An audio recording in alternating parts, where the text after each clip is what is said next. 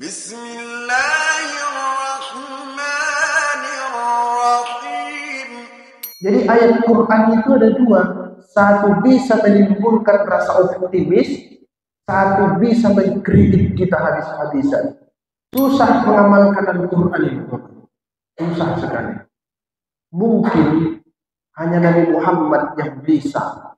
Itu sebabnya kita belajar terus. Jangan kita biasakan mengganti-ganti kosakata Al-Quran. Boleh itu. Kasar kali itu, gantilah. Boleh itu. Kafir, kasar, ganti. Tak boleh itu diganti. Bilang kafir. Tapi jangan bilang ke orang, kamu kafir. Tak boleh. Akar kata munafik dengan infak itu sama. Intinya itu mengeluarkan. Kalau orang munafik berusaha mengeluarkan iman dari hatinya, biawak tadi berusaha keluar dari lubang itu. Sesungguhnya orang kafir itu menginfakkan hartanya. Maksudnya itu bukan infak yang kita kerjakan, tapi mengeluarkan hartanya. Bismillahirrahmanirrahim. Assalamualaikum warahmatullahi wabarakatuh.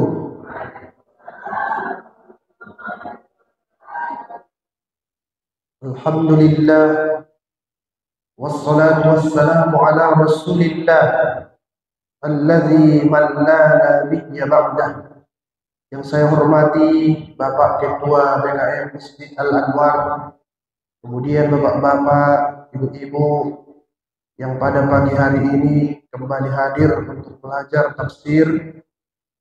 Saya tidak akan ceramah tentang Ramadan karena itu sudah banyak dibicarakan di forum-forum lain. Dan yang luar biasanya saya lihat di kalender Al-Anwar itu, tadi pagi baru saya sadar itu, rupanya jamaahnya ini penceramah semua rupanya. Iya, ada di kalender. Baru saya lihat itu tadi pagi, karena ada minggu kelima itu, pas mata saya ke tanggal 31 Maret. Foto di atasnya itu penceramah semua. Dan wajahnya tidak asing. Rupanya jamaahnya menjadi penceramah. Paten. Untung tadi Pak Maratua, ayah anda kita ngomong ke saya. Nanti saya duluan, dia kata bilang, cocoklah. Karena kalau ada beliau, kesalahan aja saya bicara. Itulah, alhamdulillah berkurang groginya. Tapi masih banyak ini penceramah ini. Kalau nggak salah saya 5 atau 7 dia di kalender itu. Oh iya, kebanyakan perempuan. Di sini tubuhnya ceramahnya. Oh, masya Allah, alhamdulillah. Itulah mengaji kita itu berhasil. Berarti bisa dilanjutkan untuk generasi berikutnya. Alhamdulillah. Jadi karena di sini banyak penceramah, pagi ini saya buat serius kajiannya. Yang main-main lagi. Karena udah betul-betul. Ada juga sebagian masjid itu dipesannya duluan. Itu mohon izin.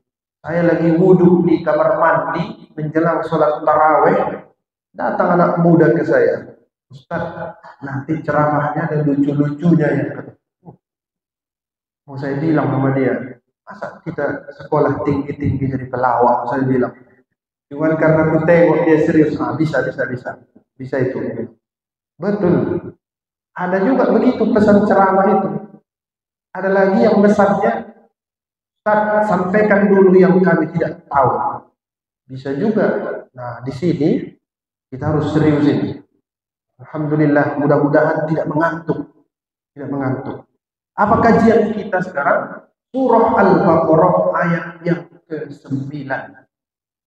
Bapak Ibu yang saya muliakan, ayat-ayat munafik itu dikenalkan kepada kita umat Islam bukan di akhir-akhir lembaran Al-Quran, bukan, tapi di awal-awal. Yaitu kalau dibuka surah Al-Baqarah lembaran kedua. Pertama surah Al-Fatihah, kemudian Alif Lam Mim. Di lembaran keduanya itu ketemu cerita orang munafik. Dulu saya bingung juga itu, saya tanya. Seolah-olah sifat orang munafik itu terlalu cepat diperkenalkan sehingga kita tidak merasa ada kaitan dengan kehidupan kita. Rupanya Bapak Ibu sekalian, setelah dipelajari betul-betul, memang itulah sifat yang sering kena ke kita. Sering. Sama juga nanti kalau kita berlanjut kajian seperti yang disampaikan Bapak BKM tadi, itu banyak cerita Yahudi Nasrani, Yahudi Nasrani. Sifatnya itu bisa menular ke kita, biarpun sukunya, bangsanya, negaranya tidak sama dengan kita, tapi sifatnya bisa kena. Nah, ini pun mudah-mudahan pagi ini setelah kita pelajari bisa kita hindari. Saya pun begitu kadang, merasa ditampar-tampar saya belajar tafsir itu sekarang. Bukan orang lain, kita yang kena. Seperti minggu yang lalu, itu waktu menafsirkan au kasayyibin minas samai fihi zulumatun wa ra'dun wa barq. Perumpamaan orang munafik itu seperti air hujan yang turun dari langit. Itu kata Pak Quraisy, artinya itu ayat-ayat tentang menggembirakan orang mukmin masuk surga. Hati kita harus tersentuh dan termotivasi dengan itu.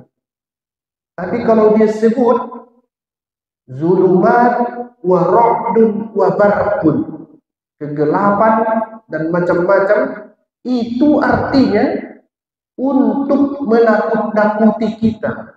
Jadi ayat Quran itu ada dua. Satu bisa menimbulkan rasa optimis, satu bisa mengkritik kita habis-habisan. Katanya, kalau tidak kita lakukan yang dua itu terhadap ayat Quran, kita munafik itu. Bayangkan, ustaznya pun kena lah itu kalau begitu. Susah mengamalkan Al-Quran itu, susah sekali. Mungkin hanya Nabi Muhammad yang bisa. Ya, itu sebabnya kita belajar terus, belajar. Ya, tak bisa maksimal, minimal mendekatilah daripada tidak sama sekali. Susah. Saya udah coba, ini aku yang kena ini. Tiap hari kita yang kena, yang penceramah ini. Nah, hati-hatilah, penceramah yang 7 orang tadi, kita semua itu yang kena. Mari kita lihat. Apa sifatnya? Kena enggak ke kita? Katanya, yukhadi'unallah. Mereka itu hendak menipu Allah. Apa maksudnya? Nanti kita lihat. Siapa lagi? Dan hendak menipu orang-orang yang beriman. Kemudian katanya, padahal mereka hanya menipu diri mereka sendiri, sedang mereka tidak sadar. Dan tidak enak. Masa pagi-pagi sudah ada kata tipu menipu, memang begitu. Saya selalu pesankan itu, jangan kita biasakan mengganti-ganti kosakata Al-Quran. Boleh itu. Kasar kali itu, gantilah. Boleh itu. Kafir, kasar, ganti. Tak boleh itu diganti. Bilang kafir. Tapi jangan bilang ke orang, kamu kafir. Tak boleh. Cuman kosakatanya itu harus dijaga. Tak boleh diubah. Karena disitulah tenaganya itu. Kosakata Al-Quran itu. Di pemilihan diksi namanya, boleh diganti. Agama ini jangan dihalus-haluskan, jangan dikasar-kasarkan, harus pas. Tak boleh juga dihalus-halusi, nanti nggak cocok dia dengan psikologi manusia. Tapi tak boleh juga dikasar-kasarkan, nanti orang lari, nggak suka dia mendengar. Kalau ada kosakatanya kita nggak suka, periksa diri kita. Oh, ada masalah ini. Kenapa aku nggak suka? Menipu. Menipu memang. Itu kosakatanya. Mereka hendak menipu Allah. Apa itu Ustaz menipu? Biar mudah. Kalau bahasa Medannya menokohi. Udah itu dulu. Belum tentu pas, tapi itulah dulu, menokohi. Apalagi bahasa yang dekat, mengakal-ngakali. Mau diakal-akalinya Tuhan. Siapa itu? Orang munafik. Bisa kena kita? Bisa. Mana contohnya? Kau puasa hari ini? Puasa. Tak puasa dia, itu menipu Tuhan itu. Padahal yang dia tipu siapa? Dirinya sendiri. Itu ada orang itu ngakal-ngakal. Baru kalau dibuka kamus-kamus kosakata Al-Quran, maknanya lebih dalam. Mari kita lihat ya Bapak Ibu. Satu, arti yukhadi'una itu yang pertama fata morgana, khida'un. Tahu Bapak Ibu, fata morgana? Kita kalau jalan naik mobil atau naik kereta di aspal, tiba-tiba di depan sana kita lihat macam air di tengah jalan itu. Sampai kita ke situ nggak ada airnya. Itu biasanya terjadi kalau panas. Itu namanya fata morgana. Nipu itu, iya nipu. Kenapa? Kita lihat macam air, pas kita sampai tak ada. Nipu. Yukhadi'un. Fata morgana. Satu lagi maknanya. Rumah di dalam rumah. Nah, nyambung kan? Tapi itu maknanya. Maksudnya itu orang berkuasa di dalam sebuah kekuasaan. Itu nipu itu. Mohon maaf, saya kasih contoh. Kita sudah nikah. Kemudian datang orang lain mencampuri keluarga itu. Rumah dalam rumah. Nipu namanya. Apa Ustaz namanya? Macam sekarang ini. Ada katanya pelakor. Begitulah. Ada namanya senior. Senang istri orang. Nah, itu untuk laki-laki.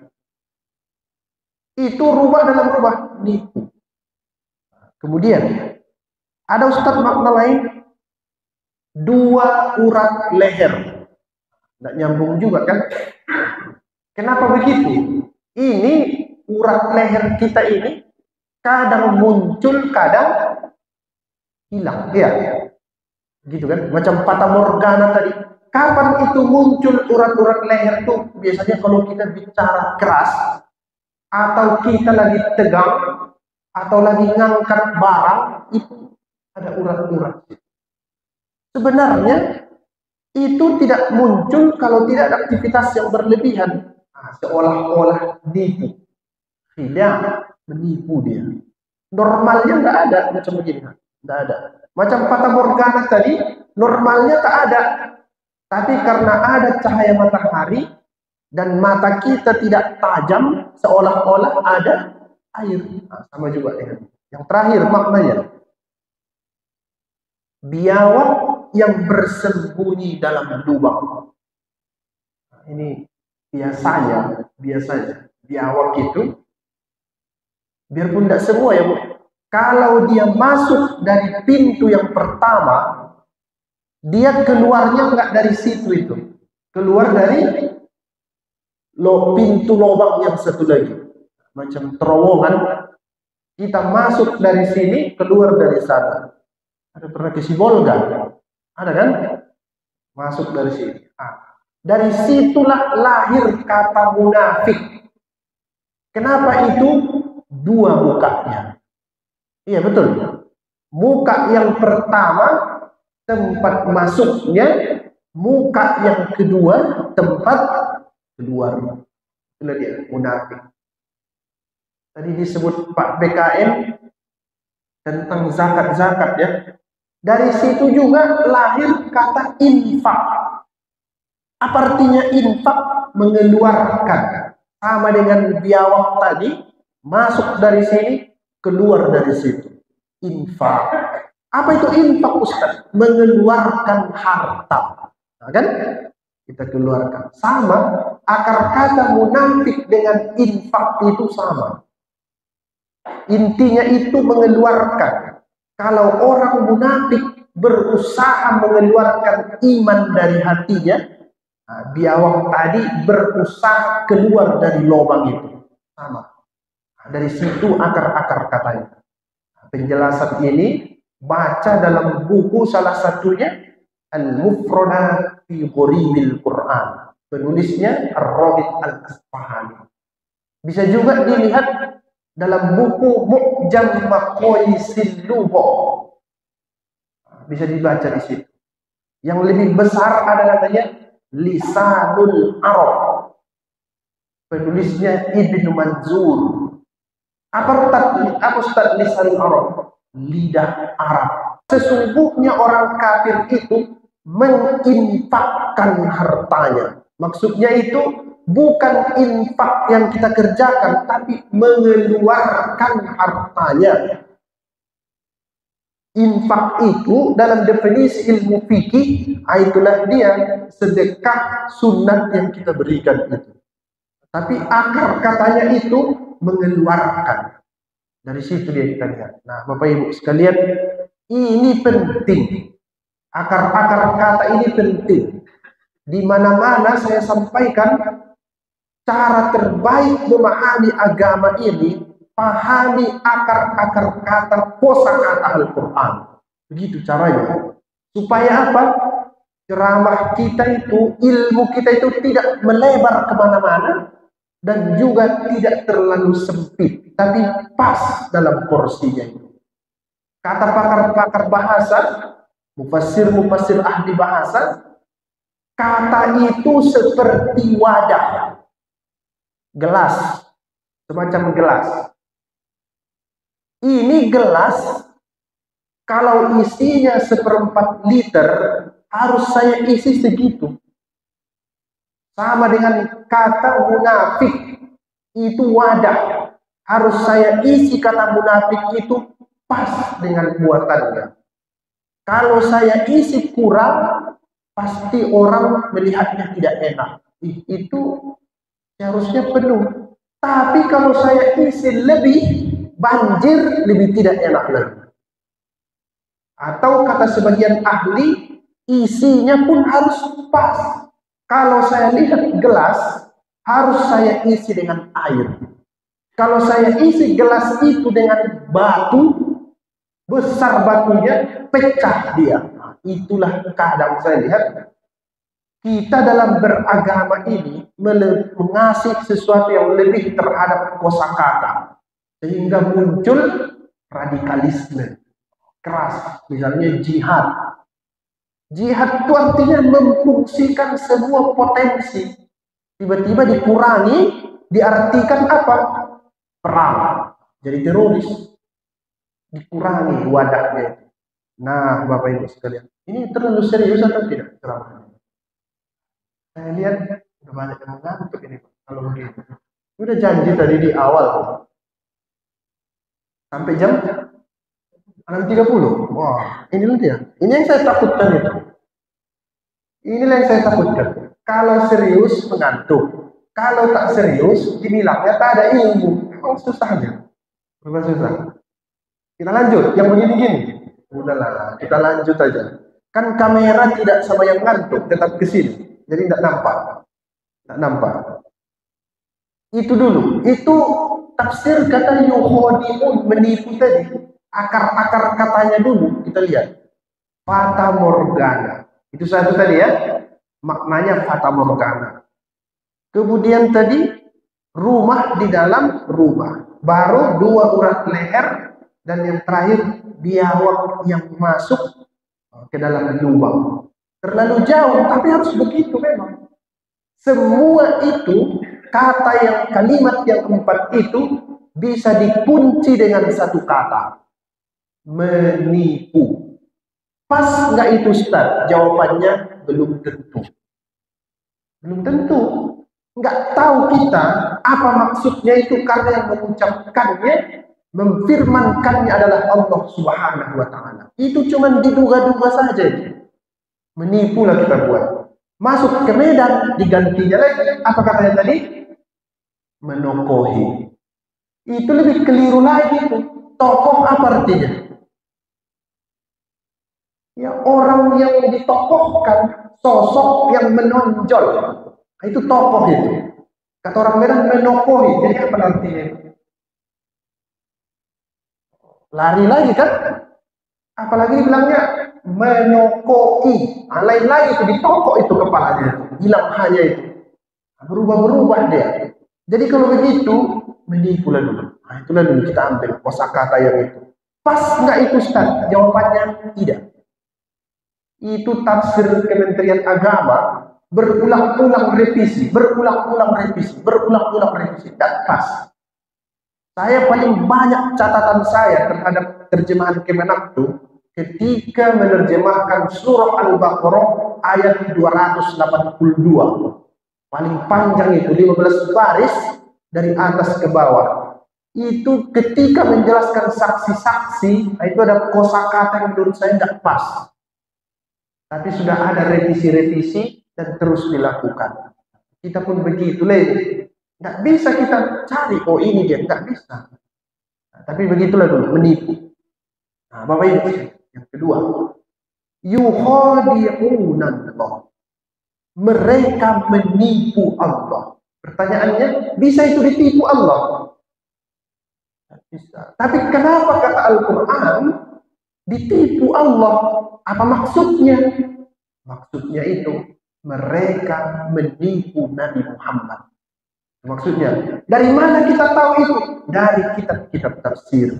Apa itu Ustaz? Sastra dalam bahasa Al-Quran. Makanya harus ngerti sastra. Kalau tidak, lari lagi. Ada itu di Al-Quran disebut, dia menurunkan untukmu hewan berpasang-pasangan. Bayangkan itu.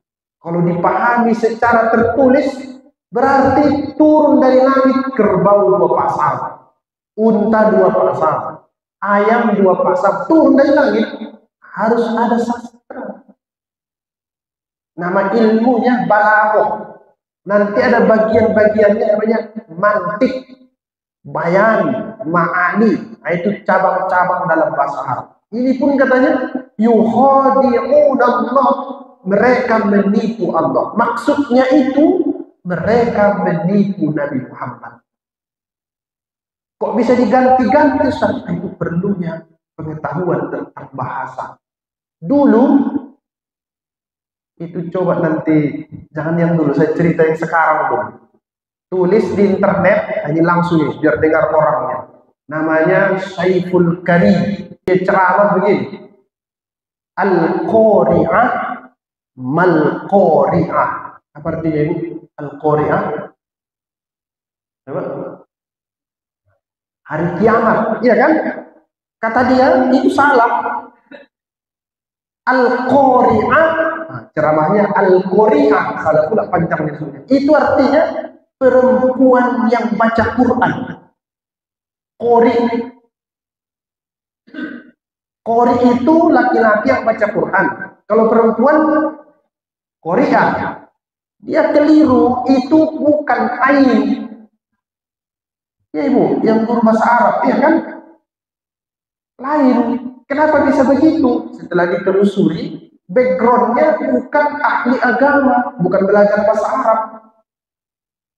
Dengar-dengarnya itu ahli fisika yang belajar tarekat. Nah, itu dia, bahaya itu. Nanti cek Saiful Karim Al-Qari'ah.